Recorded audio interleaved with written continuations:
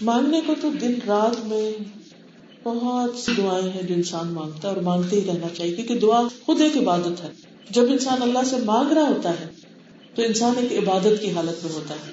لیکن خاص طور پر ہدایت مانگنی چاہیے کہ اللہ تعالیٰ تو ہمیں صحیح رستے کی رہنمائی کرنا.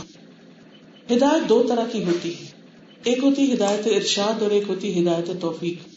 ہدایت ارشاد کا مطلب کیا ہے کہ جو تعلیم ہے دین کی اور جو قرآن و سنت میں ہمیں کسی بھی کام کو کرنے کا طریقہ بتایا گیا ہے وہ طریقہ. اور ہدایت توفیق کیا ہے کہ پھر اس کو عمل میں لانے کی توفیق مل جانا. کیونکہ بعض اوقات انسان کے پاس بہت نالج ہوتا ہے، وہ قرآن کا مفسر ہو سکتا ہے، وہ بڑا اسکالر محدث حافظ ہو سکتا ہے، لیکن اس کا عمل اس کے مطابق نہیں ہوتا. آپ کو معلوم ہے کہ نان مسلمس کی کتنی کنٹریبیوشن ہے اسلامک اسکالرشپ میں. اسلامی جو سبجیکٹس ہیں، چاہے قرآن کا ہو، چاہے وہ عربی لینگویج ہو، چاہے حدیث ہو، ان سب میں انہوں نے بڑی بڑی کتابیں لکھی، قرآن کے ترجمے کیے، بہت کچھ کیا. آپ کو معلوم ہے کہ لین پول کی ڈکشنری جو ہے اس وقت سب سے بڑی ڈکشنری ہے جو عربی سے انگلش ٹرانسلیشن کے لیے استعمال ہوتی. یہ سب کچھ نان مسلم نے کام کیا، دن رات کام کیا. وہ جمع الفاظ نبوی جو تھی، اب تو خیر انٹرنیٹ پہ بہت سرچ کی سہولت میسر آ گئی، المکتبہ شاملہ آ گیا تو مشکل نہیں رہا بہت کچھ تلاش کرنا. لیکن پہلے مسلمز کے پاس ایسی کوئی چیز نہیں تھی جو ان کی بنائی ہوئی، سب رجوع کرتے تھے المعجم الفاظ الحدیث النبوی. نبی صلی اللہ علیہ وسلم کی احادیث کو تلاش کرنے کے لیے جو ڈکشنری استعمال ہوتی تھی وہ لائڈن یونیورسٹی کی چھپی ہوئی تھی، جس میں بہت ساری جو نان مسلمز ہی کی تنظیمیں تھیں انہوں نے کنٹریبیوشن کی اور مل کر وہ چیز تیار کی تھی کیونکہ انہیں ہماری دین میں ریسرچ کرنی تھی. اب آپ دیکھیے کہ اتنا علم ہونے کے باوجود اور بعض مستشرقین نے تو سال ہر سال اپنی زندگی کے لگا دیے قرآن اور حدیث کی تحقیق میں، لیکن کیا ان کو وہ فائدہ دے گا؟ وہ ان کو فائدہ نہیں دے گا، کیونکہ ایک تو یہ ہے کہ ایمان کے بغیر کوئی عمل فائدہ نہیں دیتا، دوسرے یہ ہے کہ صحیح نیت کے بغیر کوئی عمل فائدہ نہیں دیتا، انما الاعمال بالنیات. تو تیسرے یہ ہے کہ جب تک اس علم پر عمل نہ ہو وہ علم فائدہ نہیں دیتا. علم نافع کون سا علم ہوتا ہے کہ جو انسان کے عمل میں آ جائے. ہم ماسٹرز کا پی ایچ ڈی اور پی ایچ ڈی بھی کیا کئی پی ایچ ڈیز بھی کر لیں اور دن رات ہمارا علم حاصل کرنے میں گزر رہا ہو، سیکھنے اور سکھانے میں بھی ہم بڑے سے بڑے ٹیچر بن جائیں، لیکن جب تک ہمارا عمل نہیں ہوگا وہ علم ہمیں فائدہ نہیں ہوگا، بلکہ وہ علم وبال بن جائے گا، وہ علم ایک بوجھ بن جائے گا. تو ایسی صورت میں کیا مانگنا چاہیے اللہ سے؟ اللہ ہمیں عمل کی توفیق عطا فرما. تو جب ہم کہتے ہیں اہدنا الصراط المستقیم کہ اللہ ہمیں سیدھا راستہ دکھا، اس کا مطلب یہ ہے کہ ہمیں علم بھی دے اور عمل بھی عطا کر، کیونکہ بغیر علم کے عمل درست نہیں اور بغیر عمل کے علم کا فائدہ نہیں، تھوڑا فائدہ ہے. اور پھر صراط مستقیم کی رہنمائی کر. کون سا سیدھا راستہ؟ صراط الذین انعمت علیہم، ان لوگوں کا راستہ جن پر تو نے انعام کیا. کون ہے وہ؟ اس کی وضاحت خود قرآن مجید میں ایک دوسری جگہ ملتی ہے کہ من النبیین والصدیقین والشہداء والصالحین. وہ راستہ ہے ان لوگوں کا جو انبیاء ہیں، صدیقین ہیں، شہداء ہیں اور صالحین ہیں. انبیاء تو ہم سب جانتے ہیں جن کو اللہ سبحانہ وتعالیٰ نے اپنی نبوت سے نوازا، سرفراز کیا، بندوں میں سے چن لیا. پھر صدیقین، صدیق کی جمع ہے جو اپنے قول میں سچا ہو، اپنے عقیدے میں درست ہو، اپنے عمل میں سچا ہو، اپنے نیتوں میں سچا ہو، یعنی جس کی زندگی کا ہر پہلو سچ پر مبنی. جیسے ابوبکر صدیق رضی اللہ تعالیٰ عنہ یا حضرت عائشہ صدیقہ یا حضرت مریم کے لیے بھی آتا ہے امہ صدیقہ کہ ان کی ماں ایک سچی خاتون تھی. تو صدیقیت کا درجہ جو انبیاء کے فوراً بعد ہے. یا اللہ تو ہمیں ان جیسے کام کرنے کی توفیق عطا فرما. اور پھر والشہداء، شہداء شہید کی جمع. ایک معنی تو جو اللہ کے راستے میں جان دیتے ہیں، اور دوسرا معنی اس کا ہوتا ہے کہ وہ لوگ جو حق کی گواہی دینے والے، اور اس سے مراد پھر علماء ہوتے ہیں. کہ اللہ ہمیں ان کا راستہ عطا کر.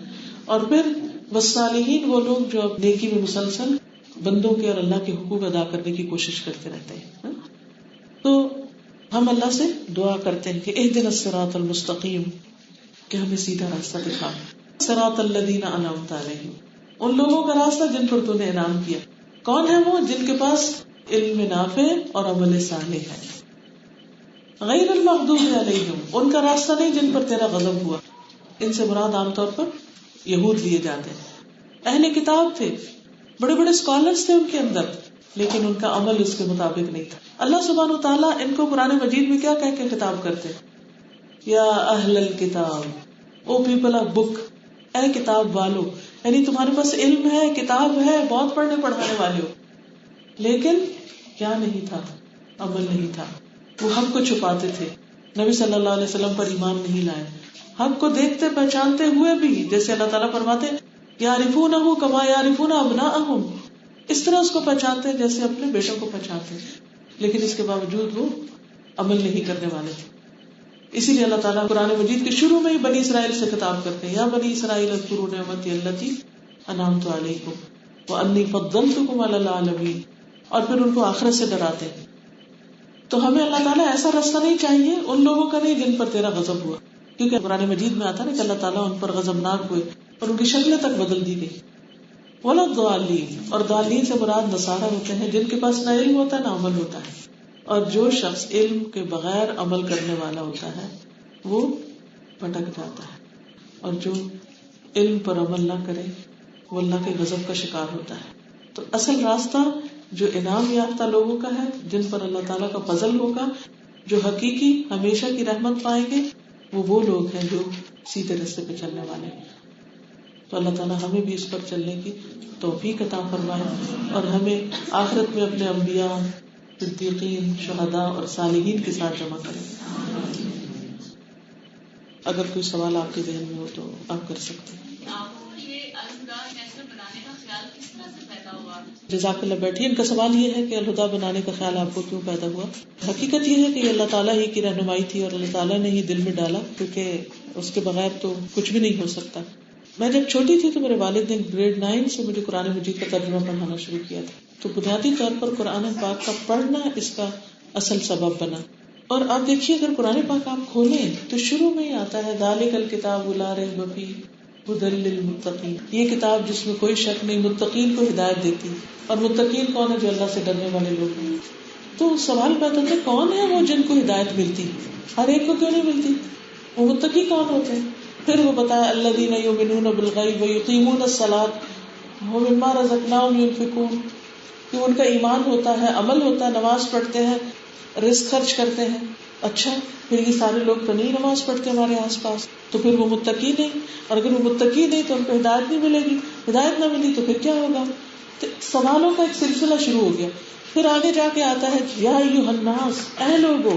ہم عام طور پر سمجھتے قرآن مجید مسلمانوں کی کتاب ہے, جبکہ قرآن مجید صرف یا ایھا الذین آمنوا نہیں کہتا, بلکہ یا ایھا الناس کہتا ہے. یعنی یہ سارے انسانوں کی ہدایت کے لیے. ان ہوا الا ذکر للعالمین. تو مجھے ہمیشہ یہ پریشانی ہوتی تھی کہ پھر یہ نان مسلم تک کیسے پہنچایا جائے, پھر یہ سب لوگوں تک کیسے پہنچایا جائے, اور سب لوگ کیوں نہیں قرآن پڑھتے, پھر کیا کیا جائے. تو الحمدللہ جو قرآن پاک پڑھتی گئی میں, ساتھ ساتھ رہنمائی ملتی گئی. تو اس وقت سے ایک ذہن میں ایک تمنا پیدا ہوگی, ایک خواہش پیدا ہوگی, لیکن اس کا کوئی صورت, کوئی راہ نظر نہیں آتی تھی کہ کیا ہوگا. ہر چیز کا ایک وقت مقرر ہوتا ہے نا. اللہ تعالیٰ نے موسیٰ علیہ السلام کو وہ 10 سال مدین میں رکھا اور سب سے دور اور بہت سی آزمائشوں سے گزارا, اور پھر جب واپس آئے تو کہا کہ وَاسْتَنَعْتُكَ لِنَفْسِي, اور اب تم کام کے قابل ہوئے. تو الحمدللہ اس کے بعد کالج میں پڑھا, یونیورسٹی میں پڑھا, پی ایچ ڈی کی, سب کچھ ہوتا گیا. یونیورسٹی میں تھی جب میں, تو میں ہمیشہ ہی سوچتی تھی کہ صرف اتنے سارے لوگ یہاں آئے جو باہر ہیں, ان کا کیا بنے گا, پھر اس کا کیا ہوگا. حتیٰ کہ ہمارے گھر میں جو کام کرنے والی عورت آتی تھی وہ کرسچن تھی. اب یقین کریں میں اسے دیکھتی تو مجھے میرے دل کے اندر اتنی تکلیف ہوتی کہ اس کا کیا بنے گا, اس کو کیسے بتایا جائے.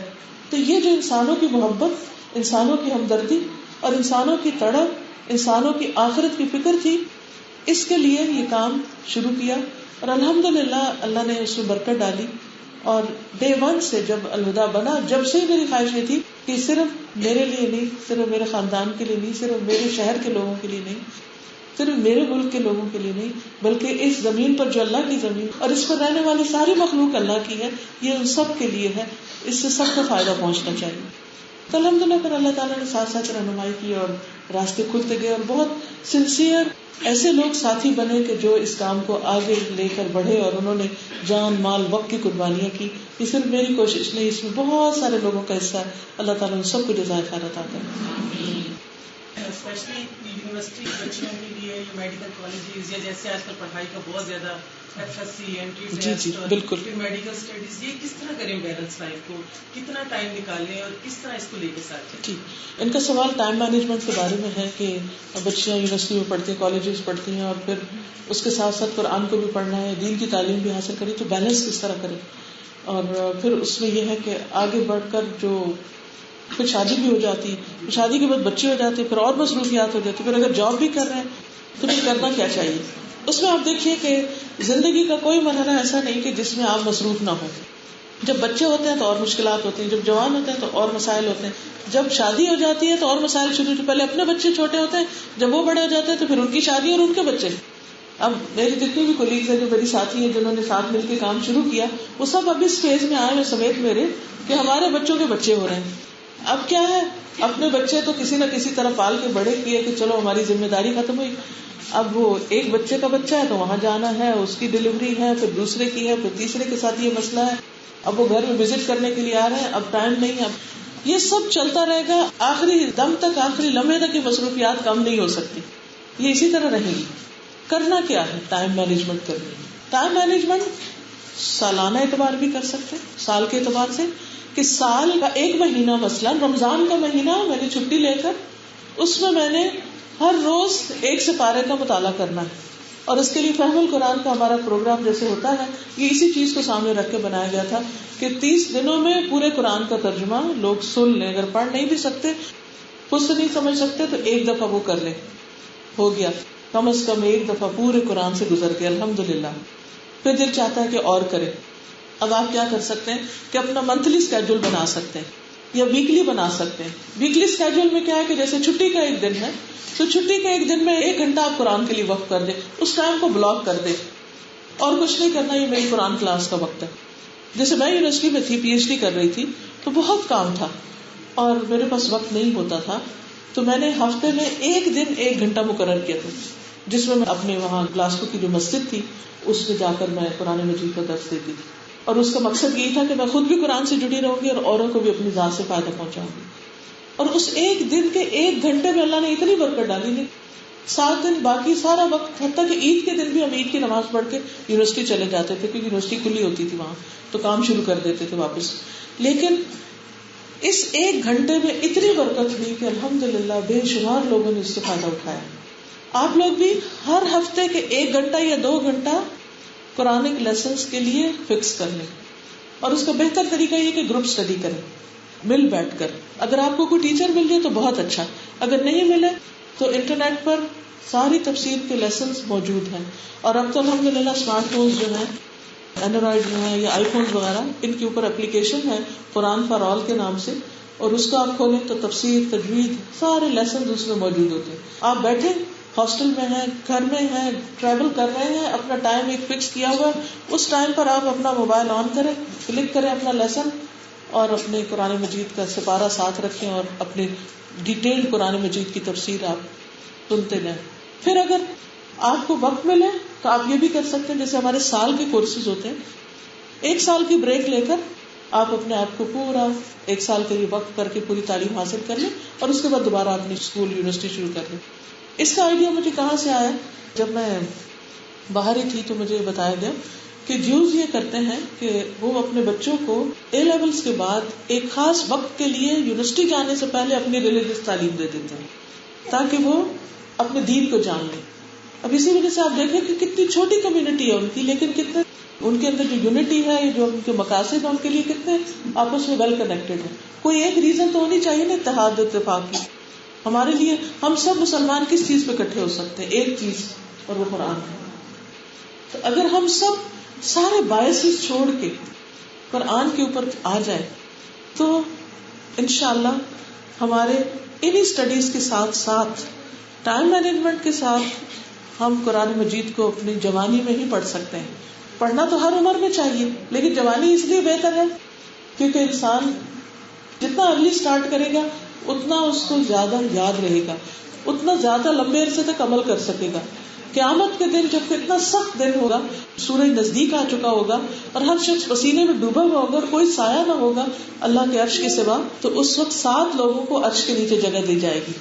ان میں سے ایک وہ ہوگا جس نے اپنی جوانی میں رب کی عبادت کی, جس نے جوانی میں اللہ کی عبادت کی.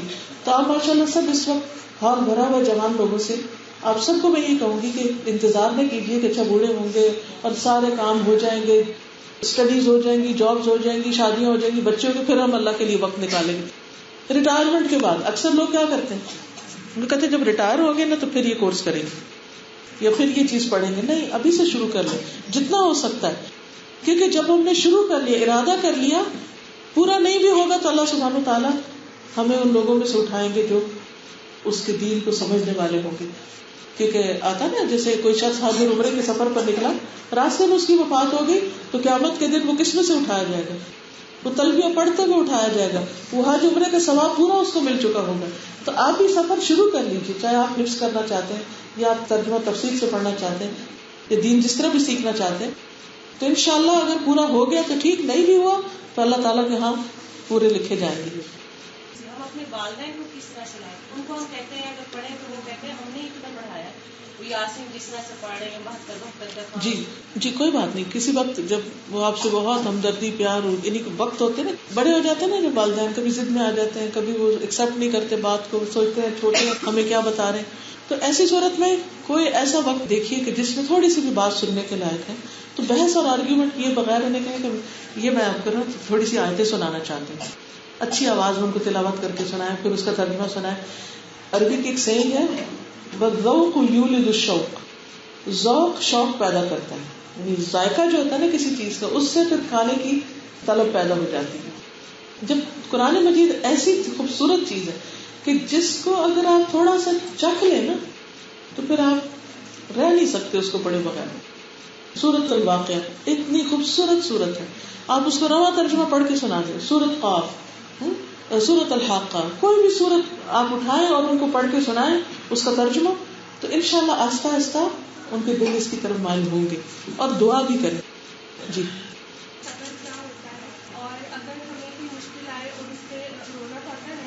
جی بالکل ٹھیک ہے. ان کا سوال یہ کہ صبر کیا ہے؟ صبر ہوتا ہے کسی تکلیف کے آنے پر منفی رویے سے پرہیز کرنا, نیگیٹو ریئیکشن نہ کرنا. مثلا کوئی تکلیف آئی, جیسے حضرت یعقوب علیہ السلام کی مثال ہے, حضرت ایوب علیہ السلام کی مثال ہے. حضرت ایوب کو جسمانی بیماری ہوئی تھی اور حضرت یعقوب کو روحانی صدمہ پہنچا تھا, ان کا بیٹا کھو گیا تھا. انہوں نے کیا کیا تھا یعقوب علیہ السلام نے, کوئی بتائے گا؟ روتے تھے نا. انبیاء, ہمیں کہا نا سیدھا راستہ ان کا جو انبیاء کا ہے, تو انبیاء میں سے حضرت یعقوب علیہ السلام کی مثال ہمارے سامنے کے غم کے موقع پر انہوں نے کیا کیا؟ کیا وہ روئے تھے؟ روئے تھے. کیا انہوں نے شکوہ بندوں سے کیا تھا؟ نہیں کیا تھا. انہوں نے کہا تھا انما اشکو بثی وحزنی الی اللہ واللہ بصیر بالعباد. اللہ بندوں کے حال جانتا ہے جنہوں نے بھی زیادتی کی ہے, اور میں اپنے غم کی داستان اپنے رب کو ہی سناتا ہوں. میں اپنا شکوہ اپنے رب سے کرتا ہوں, یا اللہ یہ میرے ساتھ کیا ہو گیا. اور پھر روئے بھی بہت تھے, اتنا کہ ان کی آنکھیں سفید ہو گئی. مطلب یہ تھا کہ غم کے اثرات ان کے جسم پر بھی آئے تھے, ان کی صحت بھی متاثر ہوئی تھی, کیونکہ یوسف علیہ السلام پیارے بھی بہت تھے اور محبوب بھی بہت تھے ان کو. تو ایسا ہوتا ہے بعض اوقات کہ غم کے اثرات ہمارے جسم پر بھی آ جاتے ہیں, ہماری صحت بھی متاثر ہو سکتی ہے اس سے, اس میں بھی کوئی حرج نہیں. لیکن انہوں نے کیا بیٹوں کو کوئی گالی گلوچ کی, کوئی ان کو چیخے چلائے, کوئی ان کے ساتھ برا سلوک کیا؟ نہیں. ان کے ساتھ اپنا رویہ ٹھیک کیا, اور جب آخر میں ساری حقیقت کھلی تو اس وقت بھی انہوں نے ان کے لیے استغفار کی کہ اللہ ان کو معاف کر دے. یہ ہوتا ہے مومن کا غم. پھر دوسری جسمانی تکلیف, ایوب علیہ السلام کی مثال لیجیے. کتنے سال بیمار رہے تھے؟ 18 سال. اور ان کی بیماری آئی تھی بہترین صحت کے بعد, ان سے مال چھن گیا تھا مالدار ترین ہونے کے بعد, ان کے گھر والے چلے گئے تھے بہترین خاندان پا لینے کے بعد, ہر چیز چھن گئی ان سے. لیکن وہ اللہ سے ناراض نہیں ہوئے, کہنے لگے کہ جب میرے پاس سب کچھ تھا تو میرے پاس ٹائم کم ہوتا تھا کہ میں اللہ کو یاد کروں, اب سب کچھ چلا گیا تو زیادہ وقت مل گیا ہے کہ اللہ کا ذکر کروں. تو بندے سے اگر کوئی چیز چھن جائے تو غم تو ہوگا, لیکن اللہ کی یاد میں اضافہ ہوگا, بندہ اس پر شکر گزار ہو جائے گا. تو یہ صبر ہوتا ہے مختصراً. آپ کے اپنے علاقے میں تو آپ کے بہت لیکچر ہوتے ہیں اور جی لائف بھی ہوتے ہیں, کیسز کے ذریعے بھی سنے جاتے ہیں, لیکن کیا کہ آپ نے کبھی دیگر مسالے آپ کے گھر میں ایک آیا کام کرتی تھی, وہ کرسچن تھی, تو کوئی الحمدللہ ایسے کئی لوگ مسلمان بھی ہوئے ہیں. اور جہاں موقع ملتا ہے, میں نے کبھی کسی کو انکار نہیں کیا, جب موقع ملے, جیسے یہاں تو میں حاضر ہو گئی ہوں, بس ڈپینڈ کرتا ہے کہ وقت کیسا ہے, کیونکہ ایک کے بعد ایک مصروفیت ہوتی ہے. ان کا سوال یہ ہے کہ اگر ہمیں کوئی غم یا دکھ ملتا تو کسی سے شیئر کر سکتے ہیں لیکن لمٹ کے اندر, کیونکہ یہ عادت نہیں بن جانی چاہیے کہ جو ملے اس کو اپنی داستان سنانی شروع کریں. بعض لوگوں کی عادت یہ ہوتی ہے کہ اگر ان کو تھوڑی سی بھی تکلیف ہو, بس ہاتھ پہ چوٹ لگی تو جو سامنے کہ دیکھو مجھے چوٹ لگی, وہ گیا ایک اور آیا تو دیکھو چوٹ لگی. یعنی اٹینشن سیکر نہیں ہونا چاہیے, صرف اس سے مسئلہ بیان کریں جو آپ کو کوئی حل بتاتا ہے. ٹھیک ہے, جی ہاں, جی جی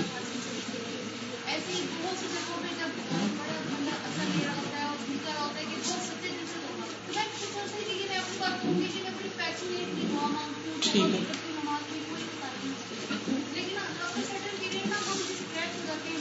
بالکل ٹھیک کہا آپ نے.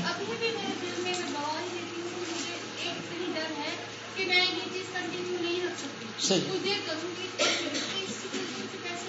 دوبارہ ایسی کو مجلس اٹینڈ کر لیجیے, یہی حل ہے. کیوں, دیکھیے آپ نے بہت اچھا سوال کیا. ہوتا پتہ کیا ہے, جب ہم کھانا کھا رہے ہوتے ہیں تو ہماری فیلنگ کیسے ہوتی ہے جسم کی, ہم مطمئن ہو جاتے ہیں, خوش ہوتے ہیں, اور ہمارے میں انرجی آ جاتی ہے. پھر ہم یہ بھی کرتے ہیں, وہ بھی کرتے ہیں, وہ بھی کرتے ہیں.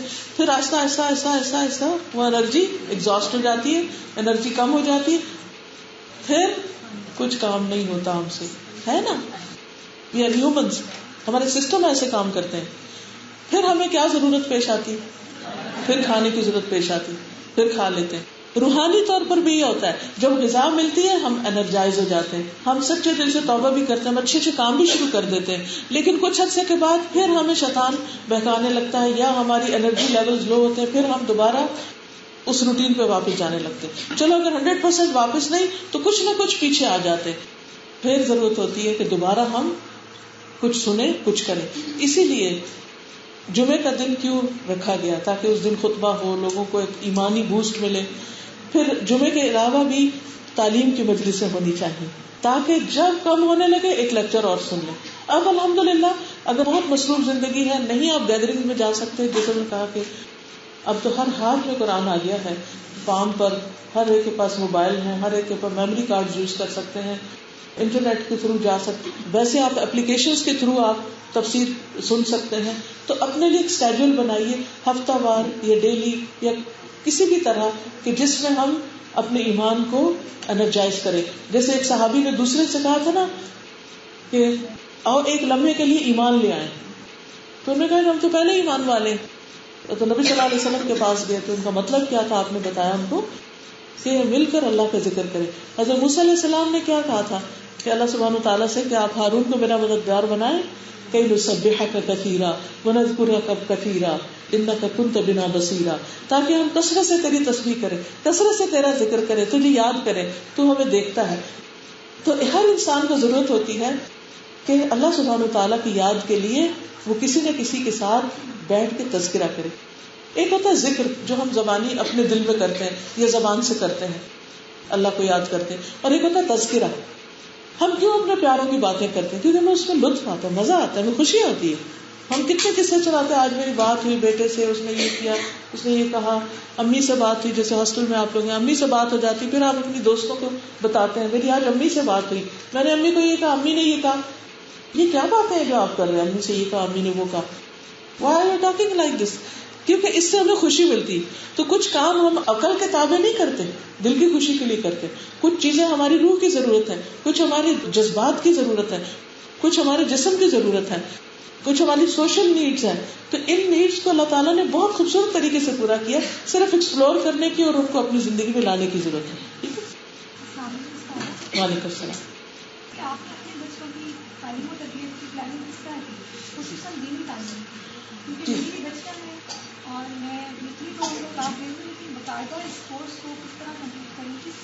جی, ان کا سوال بچوں کے بارے میں کہ بچوں کی دینی تعلیم کے لیے آپ نے کیا کیا. اس میں بھی یہ کہ ٹائم مینجمنٹ, کچھ چیزیں فارمل ایجوکیشن سے بچے سیکھتے ہیں اور کچھ انفارمل طریقے سے. فارمل ایجوکیشن کیا ہے کہ آپ ان کو پراپر پڑھائیں. میری 3 بیٹیاں الحمدللہ، اور تینوں کو میں نے اسی طرح پورے قرآن پاک کی تفسیر کروائی ہے. اور وہ چونکہ الحمدللہ الہدا میں تھی تو انہوں نے جیسے ایک بیٹی نے او لیولز کے بعد بلکہ 1 سال کو بیچ میں ڈسکنٹینیو کر کے پورا قرآن مجید کی تفسیر کی، اور اس کے بعد باقی سب نے لیولز کیا اور پھر آگے. اسی طرح باقی بچیوں نے بھی پڑھا. بیٹے کو میں نے 1 on 1 بیس پہ پڑھا کیونکہ لڑکوں کا کوئی الہدا نہیں تھا، تو پھر مشکل یہ تھی کہ اس کو تو ایسے تو نہیں چھوڑ سکتی. تو اس کے ساتھ پھر میں نے سیشن ہر روز رات کو ہمارا ٹائم ہوتا تھا جس میں اس کو پڑھاتی تھی. اس نے بھی اے لیولز کے بعد مجھ سے پڑھا، اور رمضان میں پھر روز پڑھ کے اس کو مکمل کیا قرآن مجید کو. یہ تو تھا فارمل. لیکن انفارمل طریقہ کیا ہے کہ ماں جو ہوتی ہے ایک رول ماڈل ہوتی ہے. اگر آپ چاہتے ہیں نا کہ بچوں کے اندر اچھا اخلاق ہے تو پہلے اپنا اخلاق اچھا کریں. اگر آپ چاہتے ہیں کہ بچے اچھی نماز پڑھیں تو پہلے آپ ان کو خود پڑھ کے بتائیں. آپ چاہتے ہیں بچے سچ بولیں تو آپ سچ بولنے والے ہوں، کیونکہ بچے جتنا عمل سے آپ کے سیکھتے ہیں اتنا لیکچر سے نہیں سیکھتے. تو اس کا یہ مطلب نہیں کہ ہمیں انہیں کوئی کتاب نہیں پڑھانی ہے کچھ. پھر میں نے ایک مسلسل سلسلہ یہ جاری رکھا کہ جیسے اپنے بیٹے کو صبح اسکول بھیجتی تھی تیار کر کے، نہلاتی پوتی دلاتی سب اس کے چھوٹے چھوٹے کام، تو اس دوران اس سے باتیں کرتی تھی. کہ جیسے نہلا رہی تھی تو میں کہتی تھی جس طرح میل اتر رہی ہے نا ایسے ہمارے گناہوں کی میل ہوتی ہے، جب ہم نماز پڑھتے ہیں نا تو ہم ایسے صاف ہو جاتے ہیں. چھوٹی چھوٹی مثال ہوتی ہے، this is just for an example. پھر اسی طرح یہ ہے کہ انفارمل ویز میں کوشچن کرتی تھی. میں ان کو یہ نہیں کہتی تھی یہ کرو یہ نہ کرو، کہتی تھی اچھا کیا خیال ہے اگر یہ کریں تو زیادہ اچھا نہیں؟ اچھا وہ کوئی غلط کام کرے تو میں پوچھتی تھی کہ اس سے کرنے کا کیا فائدہ ہوگا، یہ کیوں کیا جا رہا ہے. تو اس سے وہ خود سوچتے تھے کہ ہاں یہ نہیں کرنا چاہیے یہ کرنا چاہیے، تاکہ ان کا اپنا ڈیسیژن ہو. میں نے ایک پوری سیریز کی ہے ہم اور ہمارے بچے کے نام سے، انٹرنیٹ پہ موجود ہے، جس میں جو میں نے اپنے تجربے تھے وہ بھی بیچ میں ڈالے ہیں اور جو کچھ میں نے کتابوں سے پڑھا وہ بھی اس میں موجود ہے. تو الحمدللہ اس سے بھی آپ کو فائدہ ہو سکتا ہے اگر آپ بچوں کی تربیت کے بارے میں سیکھنا چاہیں. لیکن یہ ہے کہ مثلا بچہ چلا رہا ہے نا، زور سے بول رہا ہے اور آپ نہیں چاہتے کہ زور سے بولے، آپ اس سے آہستہ سے بات کریں، اشاروں میں بات شروع کر دیں تاکہ اسے پتہ چل جائے کہ یہ نہیں کرنا. ٹھیک ہے، دس جسٹ بریف. کوشچن ہے شرک کے بارے میں، کیونکہ جو ہم روزمرہ زندگی میں جو ہماری نالج ہے وہ یہ ہے کہ اللہ کی برابری کوئی نہیں کر سکتا، لیکن جب اپنی پریکٹیکل زندگی میں دیکھتے ہیں تو کچھ ایسے چھوٹے موٹے عمل ہو جاتے ہیں جس سے شک پڑ جاتے ہیں کہ جیسے ہم شرک کر رہے ہیں. ان کا سوال یہ ہے کہ ہمیں پتہ ہے شرک نہیں کرنا، لیکن بعض اوقات زندگی میں کچھ ایسی چیزیں ہوتی ہیں جس میں ہم مشکوک رہتے ہیں کہ یہ شرک ہے یا نہیں، یا اس پہ پریشانی ہوتی ہے. تو اس کے لیے آپ دیکھیے کہ جب گرے ایریا ہوتا ہے یا جہاں کہیں ایک کنفیوژن آتی ہے تو وہاں مزید اس کے بارے میں علم حاصل کر لینا چاہیے. فاسألوا اہل الذکر ان کنتم لا تعلمون، علم والوں سے پوچھو اگر تم نہیں جانتے. اور اس کے لیے آج کل میں نے 3 دفعہ ایک کتاب پڑھائی ہے، امام ابن تیمیہ کی کتاب ہے العقیدۃ الواسطیہ. وہ اللہ سبحانہ وتعالیٰ کے اسماء و صفات کے بارے میں بہترین اس میں انفارمیشن ملتی ہے، آخرت کے بارے میں، تقدیر کے بارے میں، جس طرح وہ سیٹسفائی کرتی ہے بندے کو مختلف سوالوں کے جو جواب آتے ہیں. تو آپ عقیدے کے بارے میں مزید پڑھیے تاکہ آپ کے شک دور ہو جائے. آپ فرمائیے.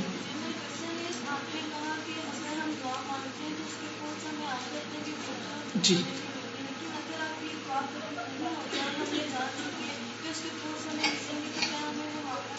نہیں، مانگنا نہیں چھوڑنا چاہیے، مانگتے رہیں. ایوب علیہ السلام 18 سال بیمار رہے تھے، انہوں نے دعا مانگنی نہیں چھوڑی تھی. کیا کہتے تھے؟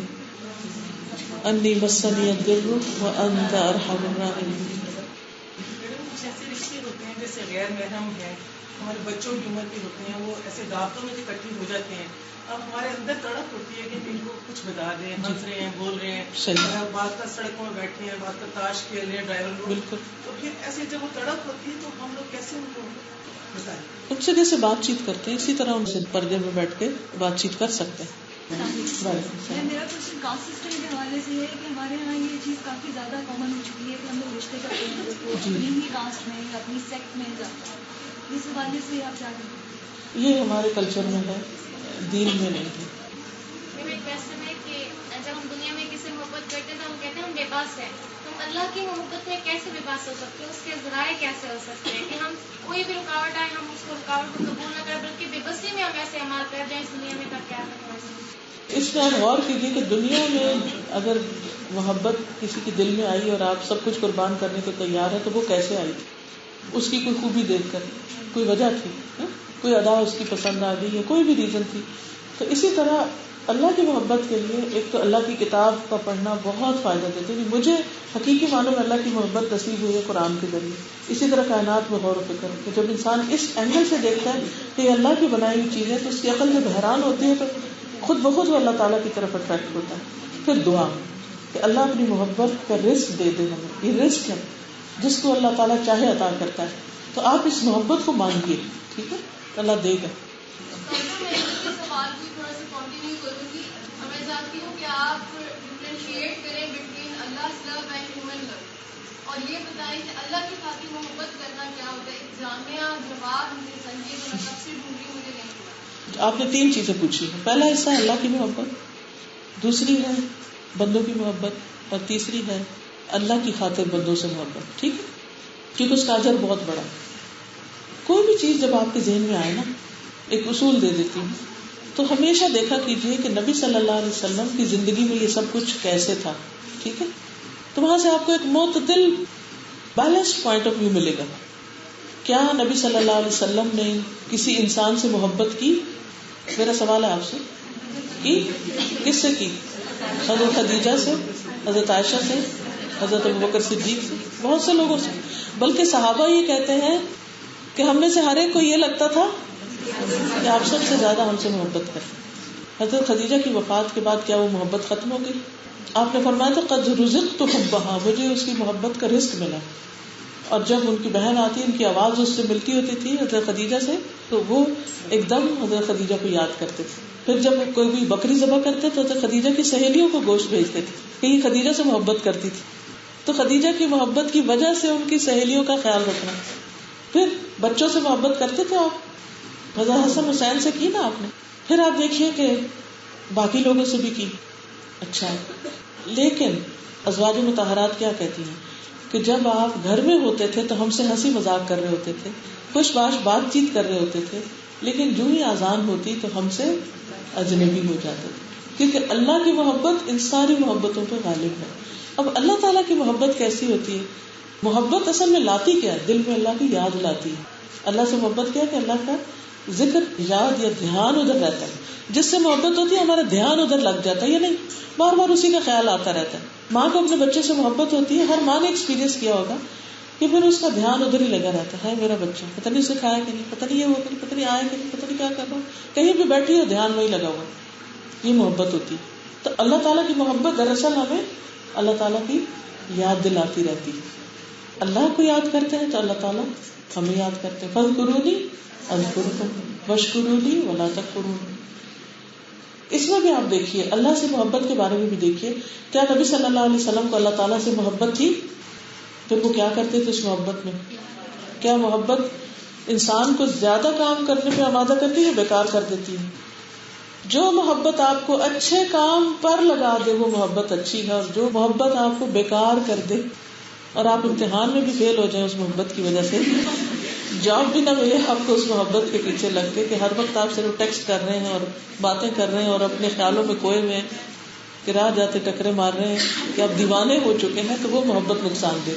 تو انسانوں کی محبت جو جائز محبت ہے, جیسے بیوی کی محبت حدود کے اندر رہتے ہوئے, شادی سے پہلے محبت نہیں, شادی کے بعد محبت, نکاح والی محبت, حلال محبت, اس سے منع نہیں کیا گیا.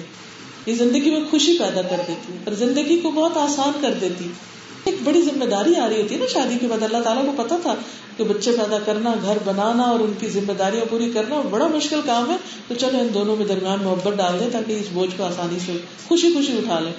بچے کی محبت ماں کے دل میں ڈالی, حمل, ولادت, ساری تکلیفیں خوشی خوشی اٹھاتی, روتی بھی ہے تو خوشحال ہنس رہی ہوتی ہے. اب تیسری چیز ہے کہ اللہ کی خاطر محبت. تو یہی اللہ کی خاطر محبت ہوتی ہے کہ انسان جس سے محبت کرے, جب اس کے پاس بیٹھے تو کیا ہو, اللہ کی محبت میں اضافہ ہو, نہ کہ اس کے پاس بیٹھ کے وہ دنیا بھر کی غیبت کرے کہ اللہ کی محبت میں کمی کر کے آئے. کہنے کو کیا کہے کہ میں اللہ کی خاطر اس سے محبت کرتا, نہیں, یہ جھوٹی محبت ہے. اللہ کی خاطر محبت وہ ہوتی ہے جو اللہ کی محبت میں اضافہ کر دیتی ہے. جی شکایت ہو جاتی ہے کہ آپ اتنے گناہ ہے. دوسرا ایک کوشچن ہے کہ ہم لوگ آپس میں بات کرتے ہیں, کوئی ٹینشن شیئر کرتے ہیں, تو پھر ہم کتھارسس کرتے ہیں, وہ غیبت کسی کے بارے میں جو یہ ٹینشن تو خطار سے تو یاد ریورس ہے، ایسی ٹینشن ہوتی ہے کہ آپ اللہ میں سے شیئر کریں آپ کو نہیں ملا تھا کسی بندے سے دوست سے کسی سے شیئر کریں. اگر کسی ایسے بندے سے شیئر کر رہے ہیں جو آپ کو کوئی صحیح مشورہ دینے والا ہے اور اسی سے شیئر کر رہے ہیں, ہر ایک سے نہیں شیئر کر رہے, پھر تو ٹھیک ہے, ٹھیک ہے. پھر اس میں آپ حل ڈھونڈ رہے ہیں نا, آپ نام نہ بتائیں, ٹھیک, جس سے شیئر کر رہے ہیں اس سے نام نہ بتائیں, اس سے یہ کہیں کہ میرے ساتھ ایک مسئلہ یوں پیش آیا ہے, اس کا مجھے حل چاہیے, کسی نے میرے ساتھ یہ کیا یہ کیا یہ کیا, پھر وہ سیف سائڈ پہ ہوگا. لیکن وہ ایسا سمجھدار انسان ہو کہ آپ کو صحیح مشورہ دے, نہ کہ الٹا آپ کو اور بگاڑ دے. دوسرا یہ کہ ہر ایک سے نہ کریں, کیونکہ جب ہمیں کسی شکوا تو بعض لوگ مجلس میں بیٹھ کے بڑی مجلس میں دوسروں کے خلاف باتیں شروع کر دیتے اور اپنے عمل ضائع کر دیتے, اور نہیں کسی کو کچھ ملتا تو حکمرانوں کے خلاف دنیا بھر کی پالیٹکس ڈسکس کر کر کے ان کا مذاق اڑانے لگتے ہیں. تو اس سے بھی بچنا چاہیے. موسٹلی یہ سنا گیا ہے اور یہ ہوتا ہے کہ ہم یہ کہتے ہیں کہ ہر چیز پری ڈیفائن ہے, کہ اللہ تعالیٰ نے کسی کی کس میں یہ تقدیر جو ہے وہ لکھ دی ہے. یا جیسے ہمارے مطلب کہ اسلام میں بھی بہت سے واقعات ہیں, جیسے کہ ایک صحابی تھے تو وہ ایک غزوہ میں جو ہے وہ بہت اچھی طریقے سے فائٹ کر رہے تھے, اور وہ مطلب حضرت نے فرمایا کہ یہ شہید نہیں ہوں گے تو مطلب کہ یہ جہنم میں جائیں گے یا یہ وہ, تو مطلب وہ اپنی طرف سے پوری فائٹ کر رہے تھے اور آخر فائٹ کر کر کے وہ شہید نہیں ہوئے, اور وہ پھر انہوں نے ایک طرف سے خودکشی مطلب کری. تو مطلب یہ کیا ہے کہ مطلب ایک بندہ وہ کوشش کر رہا ہے, ہمارے ہاتھ میں پھر کیا ہے کہ اگر ہر چیز پہلے سے پری ڈیفائن ہے. اس میں آپ دیکھیں کہ تقدیر جو ہے وہ اللہ تعالیٰ کا علم ہے. اللہ تعالیٰ نے انسانوں کی تخلیق سے 50,000 سال پہلے قلم پیدا کی اور اسے کہا کہ لکھو, اور اس نے پوچھا کیا لکھوں, اور میں جو قیامت تک ہونے والا ہے وہ سب لکھ دو. یہ اللہ تعالیٰ کا علم تھا. میرا سوال یہ کہ کیا اللہ کو علم ہونا چاہیے یا نہیں ہونا چاہیے؟ ہونا چاہیے نا. اس کا یہ علم ذاتی ہونا چاہیے, دوسروں سے لیا ہوا ہونا چاہیے ذاتی, کیونکہ وہ الہ ہے, وہ رب ہے, وہ معبود ہے, اس کے بغیر وہ ہو نہیں سکتا. اگر وہ کسی سے علم حاصل کرتا ہے تو اس کا مطلب اس پر ڈیپینڈنٹ ہے. دوسری بات یہ جاننی چاہیے کہ تقدیر اللہ کا راز ہے, اس کو پتا ہے, کسی اور کو نہیں پتا کیا ہونے والا ہے. اللہ ہی کہ کسی کو بتا دے, جیسے نبی صلی اللہ علیہ وسلم کو کچھ چیزیں بتائیں وحی کے ذریعے. آتا ہے نا قرآن مجید میں کہ غیب کا علم اللہ کے پاس ہے, ان کی کنجیاں اللہ ہی کو پتا ہے, کسی اور کو نہیں پتا. یہ سارے لوح محفوظ میں ہر چیز لکھی ہوئی. یہ اللہ تعالیٰ کا کمپلیٹ نالج ہے کہ آج سے اینڈ تک کیا ہونے والا ہے, کیا ہونے والا ہے, کیونکہ ہر چیز اسی کی بنائی ہوئی, پلاننگ بھی اسی کی ہے, چیزیں کریٹ بھی اسی نے کی ہے, سب کچھ. تو اس کو یہ پتا تھا کہ یہ چیزیں کیسے کام کرے گی, کون سی چیز کہاں رکھی جائے گی تو کیا اس کا ریئیکشن ہوگا. مثلا اگر آپ پانی کے اندر میٹھا ڈالیں تو پانی کیا ہوگا, میٹھا, اور نمک ڈالیں تو اچھا. ہمیں کیسے یہ پتا چلتا ہے؟ تجربہ کر کے. اللہ کو کیسے پتا چلتا ہے؟ پہلے سے پتا ہے کہ یہ نمک اور یہ نمکین ہے اور یہ میٹھا اور یہ میٹھا ہے. تو یہ اللہ تعالیٰ کا العلم السابق, یعنی تقدیر کیا اللہ کا وہ علم جو کام کے ہونے سے پہلے ہی اس کے علم میں ہے. کیوں علم میں ہے اس کے؟ کیونکہ اس کو پتا تھا کہ کون سی چیز کیسے, اس کو جب کچھ ملے گا تو کیا کرے گا, کون سا انسان اپنی خواہش پہ قابو پا لے گا, کون سا اپنی نیت قابو نہیں پا سکے گا. وہ جو شخص نہیں شہید ہونے والا تھا, اللہ کو پہلے پتا تھا, جو پروفٹ کو بتا دیا گیا کہ اس شخص کی نیت درست نہیں, یا یہ شخص کام صحیح طریقے پہ نہیں کر رہا. دوسری بات یہ ایک ہے بندے کا ارادہ, ایک ہے اللہ کا ارادہ. جب یہ دونوں ملتے ہیں تو کام ہوتا ہے. پھر یہ ہے کہ اللہ تعالیٰ نے بندوں کو اختیار دیا ہے. مثلا اس بوتل کو میں یہاں رکھوں, یہاں رکھوں, یہاں رکھوں یا وہاں رکھوں, اس کا مجھے اختیار ہے کہ نہیں. اور پھر ہمیں ٹیسٹ میں ڈالا گیا ہے کہ یہ بوتل تمہیں دی جا رہی ہے, اس کا صحیح استعمال کرنا, اسے لوگوں پہ نہیں پھینکنا. اگر اپنے پاس رکھو گے تو کوئی حرج نہیں, اور اگر لوگوں پہ پھینکا تو پکڑ ہوگی, کیونکہ اللہ تعالیٰ نے ہمیں مجبور نہیں پیدا کیا. لیکن یہ اختیار لمیٹڈ ہے. کتنا کہ مثلاً یہاں تک اگر بوتل ہے تو یہاں سے تو پکڑ سکتے, اگر وہاں ہے تو پھر میرے ہاتھ کی ریچھ سے باہر ہے, وہاں تک مجھے جانے کے لیے کوشش کرنی پڑے گی. اللہ تعالیٰ نے ہمیں اختیار دیا ہے, اسی لیے میں اس وقت بول رہی ہوں. اگر اختیار نہ ہوتا تو میں بول نہیں سکتی تھی. اوکے, اب یہ جو اختیار ہمیں دیا گیا ہے, اس کا صحیح استعمال ہمارا ٹیسٹ ہے. جن چیزوں کے بارے میں ہمارا اختیار ہی نہیں, ان کے بارے میں ہماری پوچھ ہی نہیں. پھر یہ اختیار ان لمیٹڈ نہیں. اگر ان لمیٹڈ ہو تو ہم خدا ہوتے. ان لمیٹڈ صرف اللہ کا اور لمیٹڈ بندوں کا ہے. پھر اس کے بعد ایک اور چیز یاد رکھیے, اللہ اپنے بندوں پر ظالم ہے یا مہربان؟ مہربان. وہ کسی پر ظلم نہیں کرتا. ٹھیک ہے, اس نے کسی پہ ظلم نہیں کیا. کیا وہ چاہتا ہے کہ بندے ظلم کریں ایک دوسرے پر؟ اللہ تعالیٰ نے فرمایا کہ اللہ نے اپنے اوپر ظلم حرام کیا اور آپس میں تمہارے درمیان بھی حرام کیا, تم ایک دوسرے پہ ظلم نہ کرو. تو اللہ تعالیٰ کا علم ہونے کا مطلب یہ نہیں کہ اللہ نے ہمیں غلط کاموں پہ مجبور کیا. ٹھیک ہے, اس پر اگر آپ ڈیٹیل پڑھنا چاہیں تو میرے عقیدہ واسطیہ کے لیکچرز تقدیر کے اوپر جو میں نے اس میں بتایا ہے, اگر آپ اس کو تفصیل سے پڑھ لیں تو انشاءاللہ شافی و کافی بات ہوگی.